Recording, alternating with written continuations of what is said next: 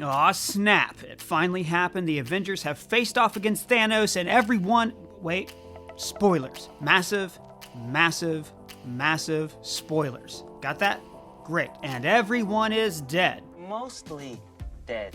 Good point. We're breaking down a ton of Easter eggs and references you might have missed in Avengers Infinity War. First of all, I love how the movie begins and ends with two epic snaps from Thanos. The first is Loki's neck snap, and the second is the finger snap pulled straight from the comics when Thanos Voldemorts away half the life in the universe. If anyone was hoping to see Thanos destroy Xandar to obtain the Power Stone, you're just gonna have to wait for the prologue of the Nova movie that Marvel's probably going to announce next year. Instead, we have to settle for the family-friendly Genocide of Asgard. One of the earliest and most recognizable references is Loki's callback of this line, "We have a Hulk." to Thanos. And a film beginning with the villain storming a ship looking for a MacGuffin is extremely similar to the opening of Star Wars Episode 4, A New Hope. And there's another reference to A New Hope that I'll get to later. Shortly afterwards, Heimdall sends Hulk to Doctor Strange's house, meaning that Thor might have told him about the Master of the Mystic Arts. Or Heimdall could have seen Doctor Strange by using his ability to see 10 trillion souls. Well, he can see 9,999,999,999,999 souls, since apparently he missed the only one that wants to destroy half the life in the universe. And Thanos has been changed significantly. In the comics, he was a necrophiliac serial killer, and now he's a tough-love father figure who wants to do right by his dead dad. When Banner crashes through Strange's roof, he warns that Thanos is coming, a reference to the Silver Surfer's role in the 1991 comic book Infinity Gauntlet, which inspired much of this movie's story. And side note, when Wong explains the stones, he says that they were basically spit out of the Big Bang, meaning that Odin in Thor the Dark World was wrong when he said the Dark Elves forged the ether. Then again, it's not the first time Odin lied about something. Newlyweds Tony and Pepper are jogging when he mentions naming a baby Morgan. This is a reference to Tony's cousin in the comic books, Morgan Stark. He also mentions that the plate on his chest is filled with nanotechnology, and we speculated in a past video that he could have obtained this technology from Wakanda after they opened their borders to the world. However, it appears that Wakanda is still keeping some secrets, and Tony developed this tech on his own. The armor is very similar to the Bleeding Edge armor in the comic books, where the armor forms from nanobots that are inside Tony's blood. In Strange's Sanctum Sanctorum, Tony leans on the Cauldron of the Cosmos, which is an actual artifact from the Doctor Strange comics. Later, he calls Ebony Maw Squidward, which, yeah, I can see the resemblance. And the nickname sort of foreshadows Ebony Maw's cartoonish death later on. Ebony Maw touches the Eye of Agamotto, and an imprint of it is burned into his hand, like this iconic scene in Raiders of the Lost Ark. Later, Ebony Maw will torture Doctor Strange, a callback to the comic book series Infinity. Peter Parker is wearing the Iron Spider armor from the comics, complete with extra legs. I was a little confused why so many people in the audience cheered for this armor, when pretty much everyone hated it in the comics. Just before knocking Peter off the spaceship, Tony says, "Happy trails." This is a reference to the movie Die Hard.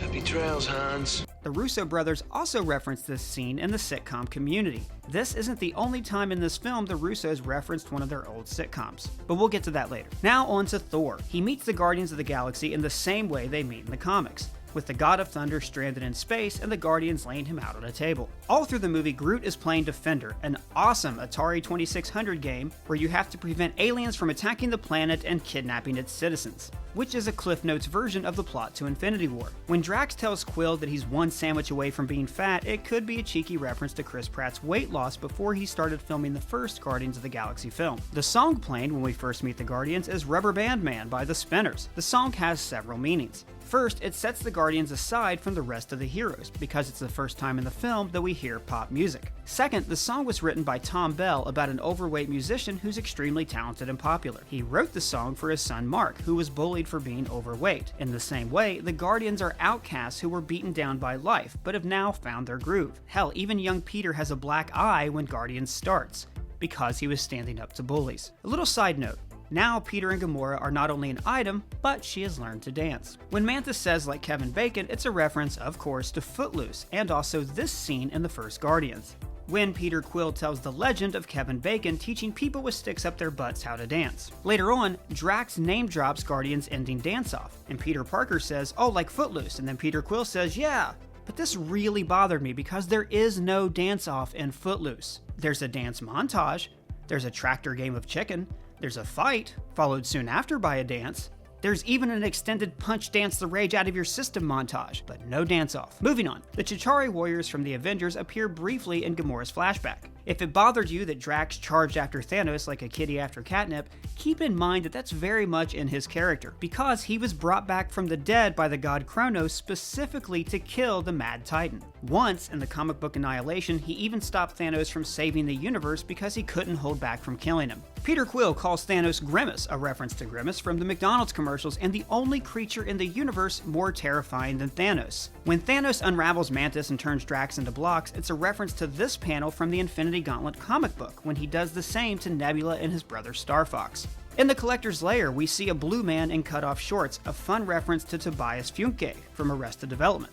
No, I'm afraid I just blew myself. Infinity War directors the Russo brothers also directed several episodes of this show. The Vision and Wanda are developing a romance and talk about running away together, like they do in the 12-issue limited series Vision and the Scarlet Witch, which incidentally is one of the weirdest superhero comics you'll ever read. Just like in the film Civil War, Peter Parker draws from his extensive knowledge of 80s sci-fi films to defeat his opponents. He duplicates this scene from Aliens to send Ebony Maw out into space, and also later asks Mantis not to lay eggs in his chest, a reference to the chestburster scene in Alien. When Tony anoints Peter to be an Avenger, it could be a deep-cut reference to Tony's time spent in King Arthur's court in the story Doom Quest, when the legendary monarch knights the Iron Avenger. Tony Stark calls Peter Quill Flash Gordon, and he has no idea how appropriate this is. In Flash Gordon, a football player from Earth is taken into space to fight a space dictator, much like Peter Quill. Just like in the Infinity Gauntlet comic book, Thanos tortures Nebula. He uses her suffering to convince Gamora to tell him the planet where the Soul Stone is located.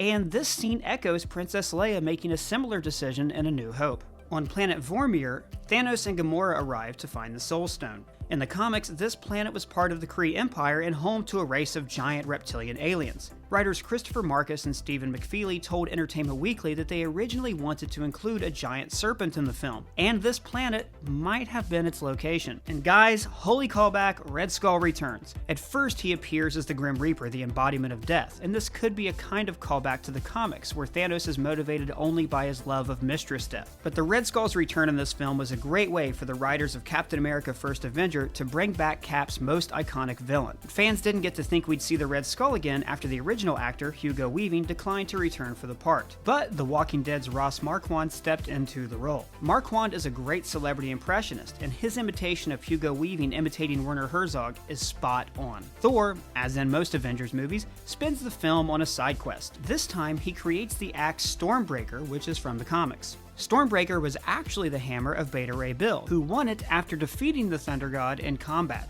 Beta Ray Bill has made another sort of cameo in the MCU, appearing on the Grandmaster Citadel as a sculpture in Thor Ragnarok. When Star-Lord gives Thanos the middle finger before hopping backwards through a portal, it's a cool callback to his hilarious lineup scene in Guardians of the Galaxy. During the fight with Thanos, Doctor Strange unleashes the Crimson Bands of Chitauri. Tell me how to pronounce that in the comments, which are one of his main weapons in the comics. Also during this fight, Spider-Man webs Thanos' eyes before the Mad Titan chokeslams him, a reference to their battle in Infinity Gauntlet number 3. And Bucky is now called the White Wolf, a nickname we first heard in the Black Panther end credits scene. And there is a White Wolf in the comics. He's T'Challa's adopted brother and head of the Wakandan secret police. When Rocket asks Bucky how much for his arm, this is a callback to Rocket's unhealthy obsession with prosthetic limbs. Earlier in the film, he gives Thor a new eye, which could have been this eye, but probably not, because Thor's new eye is a different color. During the Battle of Wakanda, Black Panther orders the shield in Sector 17A to be open. This number might be a reference to Spider-Man number 17, when the Webhead meets Thanos on the Plane of Death. Corvus Glaive is killed in the exact same way Frigga was killed in Thor the Dark World. Steve Rogers' uniform is in dire need of a wash, a callback to his time as Nomad in the comics. And he has a brief moment when he gets to face off with Thanos. Not nearly as epic as his last stand in the Infinity Gauntlet comic, but we have to save something for Avengers 4. The Vision's death is very similar to his death in the Infinity Gauntlet comic. Afterwards, the Vision looks pale, echoing one of his incarnations from the comics. Thor's final face-off with Thanos is taken directly from the Infinity comic, but Infinity War wisely raises the stakes of the conflict by giving Thor a personal grudge against the Mad Titan. The movie ends with Thanos retiring to a little hut, which is exactly how the Infinity Gauntlet comic book ends. He encounters young Gamora on an infinite plane, which is probably Soul World. In the comics, Soul World is a plane of existence inside the Soul Gem, and Gamora once lived there with Adam Warlock. And there is no epic title sequence during the credits, which is a rarity for a Marvel Studios film. But I guess since this was only the first half of a 5-hour movie, the producers thought melancholy credits were more appropriate. And finally, the post-credits scene where Samuel L. Jackson almost gets to say motherfucker in a Disney film. In their last moments of life, he and Maria Hill use an antiquated pager to call Captain Marvel. This version of the character is Carol Danvers, played by Brie Larson, whose debut film is March 19, 2019, just a couple of months before Avengers 4 shows up in theaters. In case you didn't know, the film is set in the 1990s and features a young Nick Fury. The reason this pager may look so old is because it's from the 1990s setting. And a couple of things that weren't in the movie that we were expecting. Now we know why Hawkeye and Ant-Man weren't in the trailers. Because they were grounded. And I also want to point out that this shot is bullshit. Either Hulk was going to appear and they cut him, or Marvel rendered out a CG Hulk just to get us hyped for the film. And it worked. Well, that's all we could find. What did you find? Please let us know in the comments. Also, tell us what other Infinity War content you'd like to see from us. If you're new, please hit that subscribe button. Now, I have to go because I'm going to go see the movie again tonight. For Screen Crush, I'm Ryan Airy.